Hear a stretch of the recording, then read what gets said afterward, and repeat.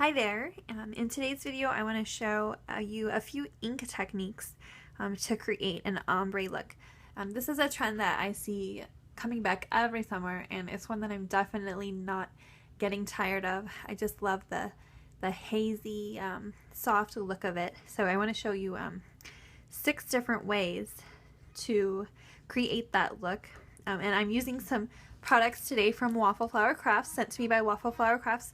We have some of the brand new ink colors, stamps, and dies from the current summer release, as well as some older stamp sets that we're going to mix together. And I'm going to demonstrate you these techniques just on some watercolor cut Project Life size cards. So let's get started.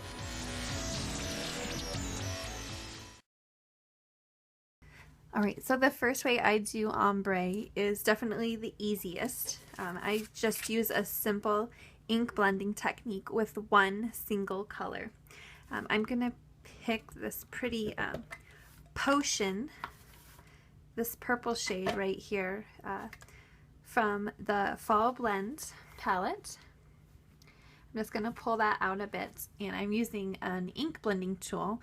This is from Colorbox, but any tool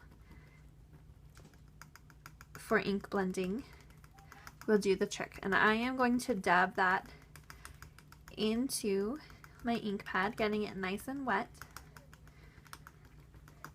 And I like to start at the bottom of whatever I'm working on, sort of going off of that bottom edge and lightly blending in a circular motion downward.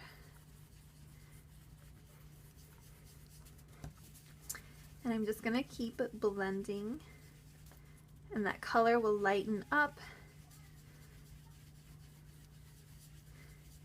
and it will eventually just fade away.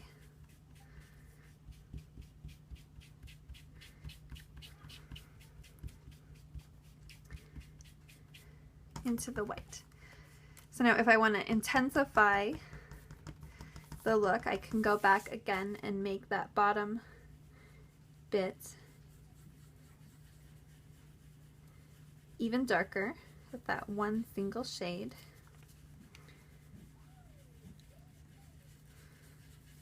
And then just use a light touch to go back up into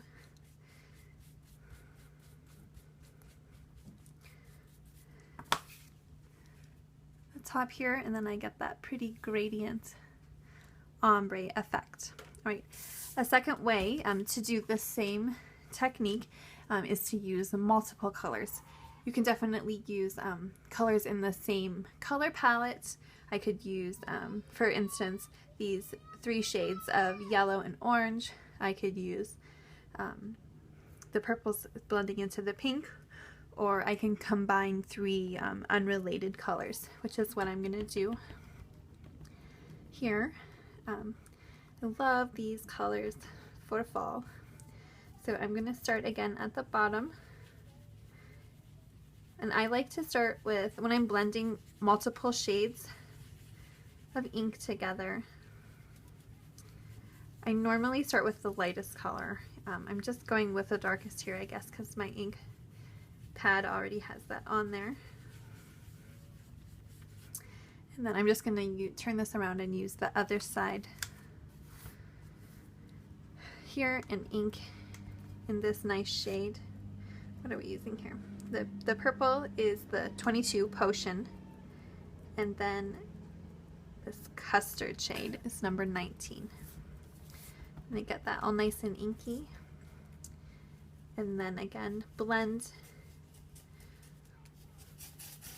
at the top.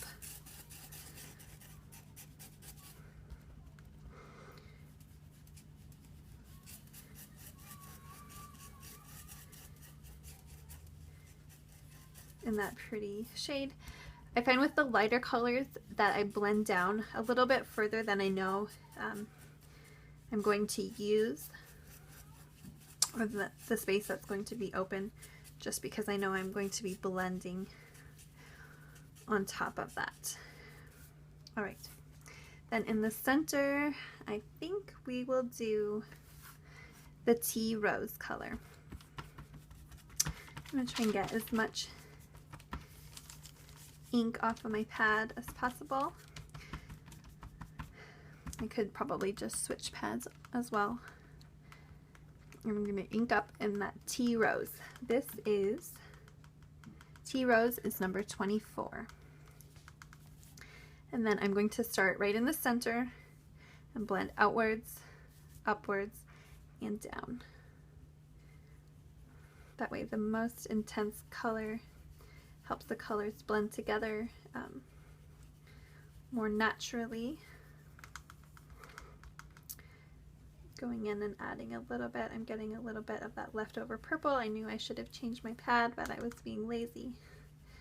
And I'm going to lightly blend that down into the purple. And then lightly blend it upward into the yellow.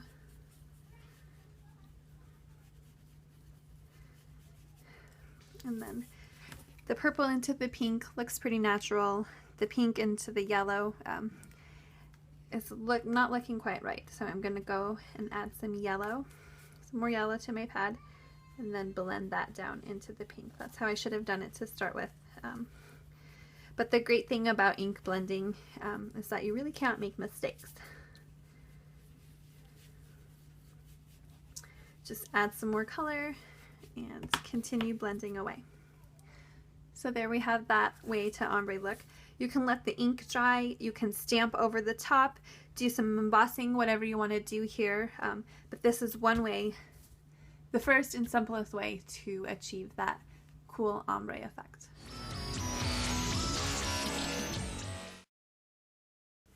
Alright, so in the second video, we're going to be using the same blending technique from the first section and combining that with another technique to create something pretty rad. So I'm going to just use one of these journaling cards with some washi tape to do a little masking. I'm going to create some stripes on the background.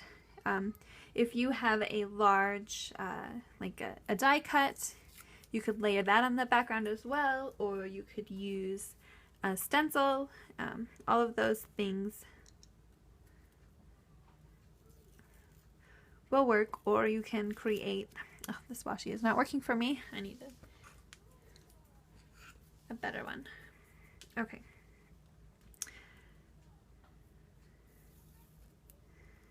So if you wanted to hand cut some paper and use that, you can use your manual die cut, your electronic die cut, just to create some sort of template you can use to mask.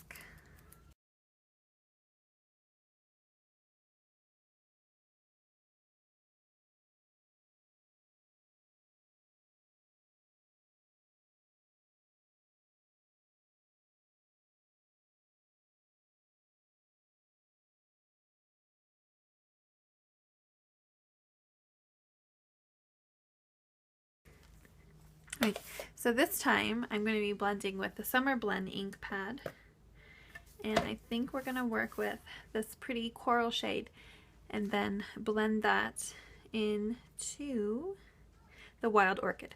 So I have Coral 9 and Wild Orchid 10. Again, I'll just ink that up on my ink blending pad and then blend downward.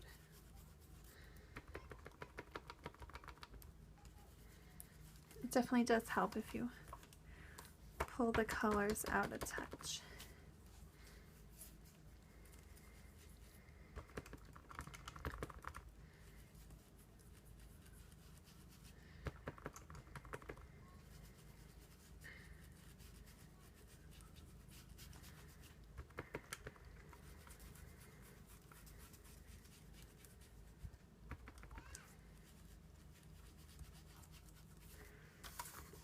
Then I'll move on to my next color. And since I want the most intense color here at the bottom, I'll start down there.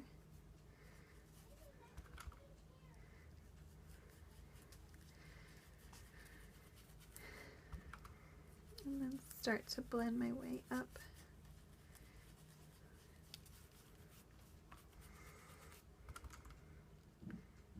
And then I just want to really lightly bleed that into the metal section. I want it to look very natural, so I'm careful not to use too much ink or to really go past the second portion.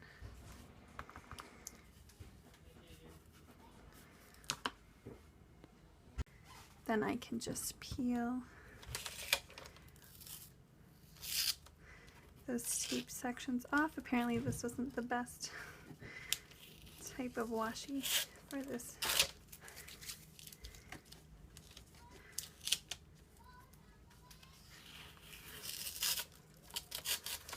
Technique is peeling my paper right off. Get those cool gradient stripes. Alright, and then the next one we're going to do a resist technique. I'm using this stamp set, this stripe stamp from the Pattern Play stamp set. And I'm inking that with a watermark ink pad. Now, if you want to stamp everything at once and then emboss it, I definitely recommend re-inking your stamp pad before stamping. That'll keep everything nice and juicy until it's time to emboss. And the watermark ink will stay wet, but you still want to move fairly quickly.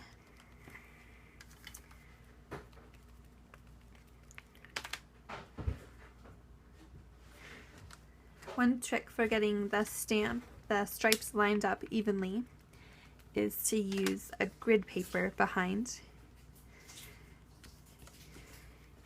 And you can know exactly where your straight lines and angles are going to be, and you won't get any wonky lines.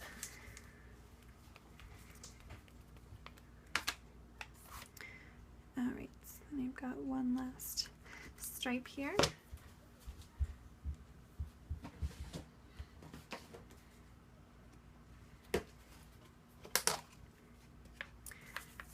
I'm going to place this underneath and sprinkle on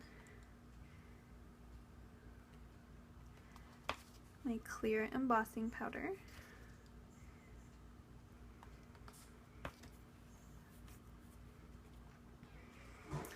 And then I can turn that over here.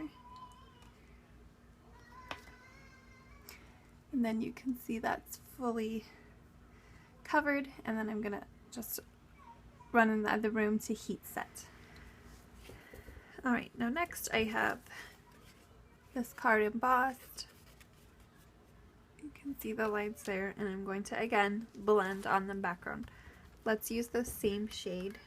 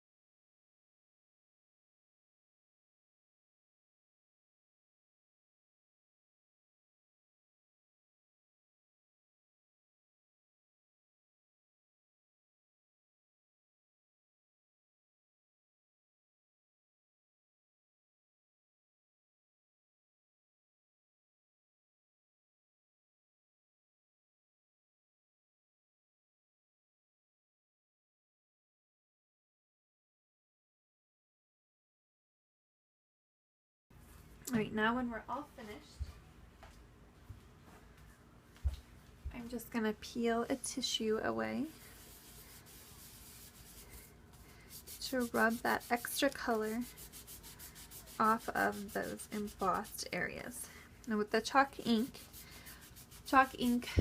will dry on a variety of surfaces, including embossed stamped images. So a little bit of that color is going to be left behind. It sort of just stains on there really lightly, but if you wanted the lines to be completely white, completely showing through the background, then you can use another type of ink. Pigment ink works well, as well as like a water-based dye ink.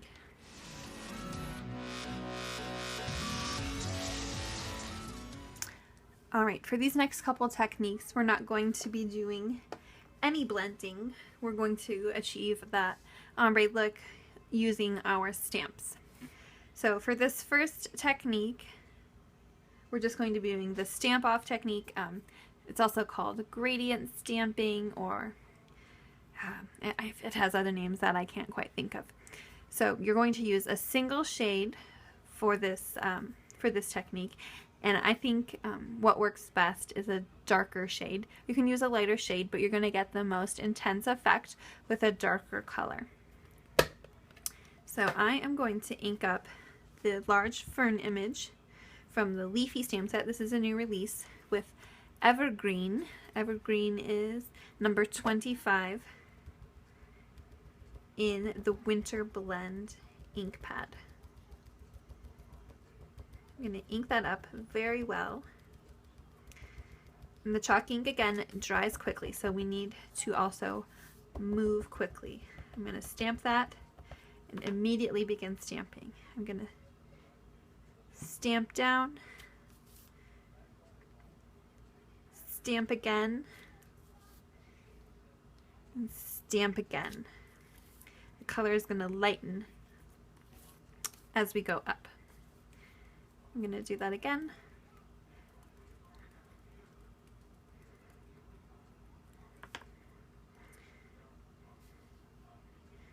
I'm going to stamp, stamp, and stamp.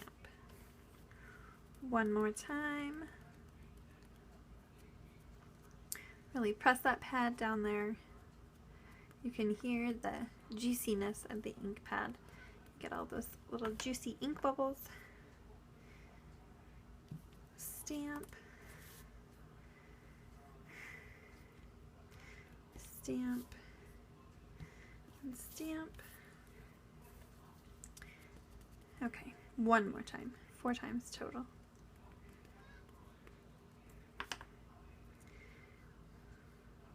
And stamp, stamp, and stamp. And we get that gradient from the images themselves. Right now we'll move on to the large leaf stamp from the Leafy stamp set, and then I'm going to, this time we're going to get the ombre look by stamping 3 different shades in the same color palette, so 3 variations. I'm going to ink,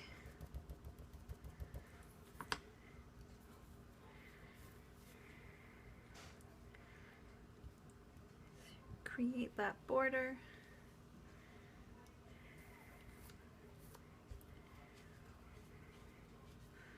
wipe and stamp before inking in the next shade.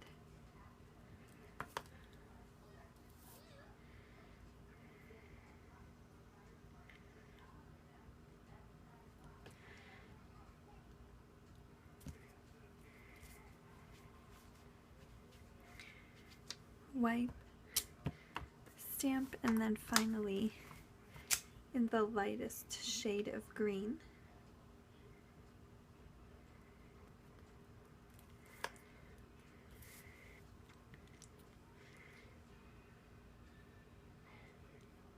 Stamp one final time.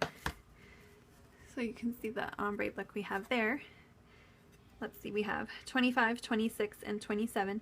Evergreen, Treetop, and Pear are the 3 shades we used from the Winter ink blend. That's a simple way, super simple way to get that ombre effect. And by leaving just that border there, I can use this section for some journaling.